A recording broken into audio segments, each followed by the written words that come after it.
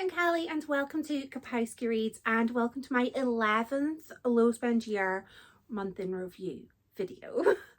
I have been doing a low spend year for 2024 and I've done 11 months and I can't believe I've done 11 months. So in this video I'm just going to talk about what I have used, removed from my stash, what I have purchased and how much I have spent. And as always, let's start with my box of Empties, which is actually looking a little empty. I have so many things that are so close to being finished and I'm going to finish them in December, but I feel like it would have been quite nice to have them be finished in November for this video. But here we are. I can't really complain about things having longevity. So the majority of my stuff was actually skincare. So let's start with the things that are not. Well, I suppose it's still kind of skincare. I finished this. It's quite large. Again, head for scale. I finished the Righteous Butter Body Butter by Soap and Glory. The classic scent. It's a really good moisturizer. My skin likes it. It makes me feel quite nourished and soft. But it's finished and I now am on to my last moisturizer. I don't have any more in the stash, just the one that I've currently got on the go. I never thought I would finish all of my body moisturizers, but here I am like some sort of slippery eel, moisturized and I'm using them up. So that's been quite nice actually for self-care, focusing on using the things that I maybe wouldn't have used them every day, but I have this year. I finished a mascara. I don't even know if it's gonna... Sorry, I've got a cold coming on, so I'm trying not to sniff on camera. So ignore the red nose I have. I finished this Anna Inglis Barry M mascara. It was fine, but I did notice that when I cried, which is often, like if I'm watching TV or film, I will cry at everything. It kind of made my eyes sting, but I think that that's just something that happens with mascara because they don't expect you to cry at everything and get it in your eyes. So it was good apart from when I cried watching anything that made me feel. I finished a primer. This is number 7 Lift and Illuminate primer. This came in a box set. I wouldn't have bought it separately because I'd never tried a primer by number 7 before and I didn't like it. I didn't feel like it really did anything, and yeah, I've used it. I won't be using it again. Unless I end up with another one. If it's in a set and I have a set, then maybe I will. I finished my favourite toner, Pixie toner. This is the Rose Tonic. There's the tiniest little drop, but I can't get it out. And trust me, I've tried really hard. I love this. This is my favourite toner. And, you know, I'm so delighted to have found like my top tier products this year for some things. And Pixie Rose Tonic is my top tier toner. I love it. Another top tier item for me that I found this year is Clinique All About Eyes Riche Eye Cream. I love this. It's not cheap, but I feel like it lasts me a good few months if I use it morning and night. It'll last me a while and I definitely feel noticeable difference using this with my tired eyes. But I really like this and it's finished, but it's definitely my number one go-to under eye cream for now. I mean, I'm open to finding ones that can be better than the ones I love, but for now this is my favorite. A not favorite is number 7 SPF. I don't like this.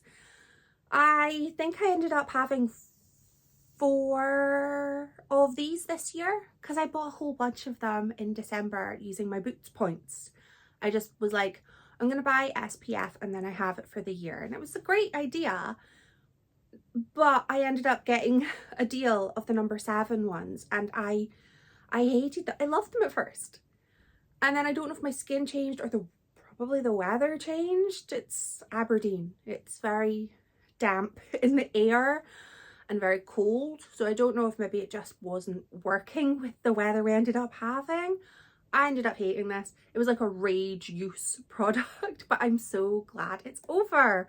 Like, thank you for protecting me, but you know, I don't like it. I finished this is a face scrub. I have just like the cardboard cutout from it because the rest went in the recycling. This was in my boo box, my boo basket in October. And it's just a little L'Occitane face scrub, and it was citrusy and gorgeous. And I felt pummeled, which was great. It's what I want from a scrub. And my heater has just gone on. Our central heating's just gone on because, again, cold. So if you can hear like a rattling, that's our heaters. They like to rattle. My last empty is a moisturizer. It's a clear glass thing, so you can, I'll try and hide it with my hand. Number 7, Protect and Perfect Intense. Wonderful moisturizer. I really like it. It made me feel moisturized, which is what I wanted to do. I've actually switched to a different number 7 moisturizer, and I'm really liking that as well. My mum and my sister were always big fans of number 7 skincare. I never used it before, just because I was kind of wary of buying something that's expensive. Like, what if I didn't like it? But I do like it. Again, I got this in a set, so I knew I liked it before I went out and bought one. So not a lot of empties this month. But I do have a lot of books that I've taken out of my to be read stash. I have reduced my to be read pile by 7 books. All of these books have come off of my to be read pile. There are 2 ways to get off that pile. Either I read you, or I decide I don't want to read you. I decided I didn't want to read this. The Parisian. I don't think it's a bad book. I think it's just not the book for me. I feel I'm doing like an upper body workout holding these. This may go wrong. I started reading this and I tried to read it for maybe like 4 months. I couldn't get past like page 130. It's not for me. And I thought that I could donate this and somebody who is more into the book than I could enjoy it. So making its way to a charity shop near me is this book. The other books though, I read them. So I read Poems by Len Penny. I'm not overly into poetry. I keep trying to be, but I'm really not overly into poetry. But I read it and oh, it was very emotional. But you know, I think that's good for poetry. I don't know what I'm talking about, but it was fine. I read Leda by Grant Morrison. It was chaotic and it reminded me a little bit of Alistair Gray's writing. Like, this is set in an alternate version of Glasgow among the panto scene, so kind of seasonally appropriate or seasonally adjacent, I think. Sorry, I just had a coughing fit. So red-faced. I read Dead Weight by Emmeline Klein. This is non-fiction. This is one of the best books I have read this year. I absolutely loved it. Look how many tabs are here. I never tab books, and this is super tabbed. The Seventh Veil of Salome by Silvia Moreno Garcia, who is one of my favourite authors. I love her. I think this might be one of my least favourite books of hers though, but I think that that's more due to the fact that it was historical fiction. There was no magical realism, which is what I love from this author. I don't tend to gravitate towards historical fiction unless there's something else like fantasy or magic or like whimsy, like something horror even, that would be great. But historical fiction, plain historical fiction, I'm not going to run to it, but I did because I love the author. One in a Millennial by Kate Kennedy. This was an essay collection about growing up as a millennial, and I found some of it to be very, very relatable, and I found a lot of it to not be. The age difference between the author and I is like 1 year. I'm a year older than her, but our experiences were so different, and I felt I was meant to find this relatable and I couldn't really.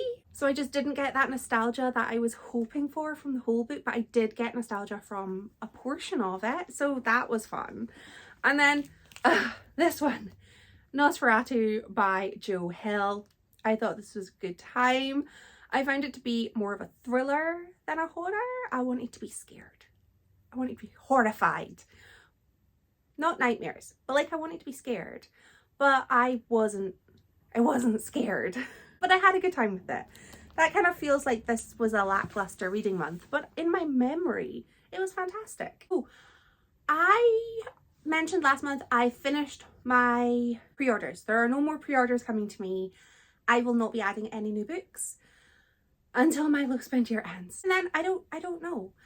So no new books have come in, but I have replacements. I replaced my eye cream with,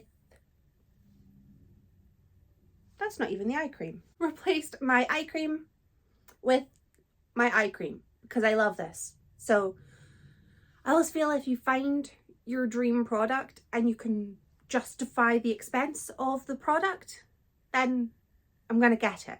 So I did. This was expensive. This was £35. This will last me a couple of months though. Oh, I hate spending that much money on things. I am such a Scottish stereotype. I hate spending money. I got, again, the #1 toner, but this is the little one. They didn't have the big one. So I only got 100 mils and it's already like, it's about here now. So this might finish before the end of the year. This was a bargain though. This was £10, but I would have preferred the bigger one because you get a bit more, you know, per 100 mils. It's a little bit cheaper. I do love a bargain. I got some eye patches by Pixie. I last had these months and months ago and I replaced them with reusable silicone ones, which I found to not do anything for me. So I have decided that I'm allowed to buy these because I like these when I'm feeling a little bit tired in the face. Haggard, perhaps, dehydrated, let's go with that. So I like these as a little bit of a treat. I like them on, you know, a Sunday evening, little bit of self-care time. These were £22, but I don't use these every single day. This will last me a good wee while. And the last product was a replacement primer. I didn't know what to get and I was umming and ahhing about a few options, but my stepkid was with me and she recommended I use e.l.f. All of her friends like it and I was like, sure, why not? It's £10. I'll pick this one and then I don't have to think about what one to get. And I've used it a few times and I do quite like it, even though my skin is extremely different to my stepkids and her friends. They are young, they've got nice skin, but I'm liking it. I'm having a good time with it so far. So fingers crossed that continues. That brings my total of replacements up to £77, which is a lot. But also these products are going to last me at least 2 months. So I'm feeling okay about that. That's pretty much the end of my update. I can't believe this is my next to last month of my low spend year. It has been an experience. I will post at the end of my low spend year, I'll post like another update with all my thoughts and feelings about it, but it's kind of overwhelming thinking that it's come to an end or it's coming to an end. It's not finished yet. I am kind of umming and ahhing about whether I want to do another low spend year next year. I don't know. I might do it with a little bit more considered exceptions. So I may make a little bit more of a considered plan for next year, but I think I might do it again. Maybe. Let me know in the comments if you've done a low spend year and if so, how you got on with it. And if you have any tips for perhaps low spend year number 2, let me know. Thank you so much for watching. Bye.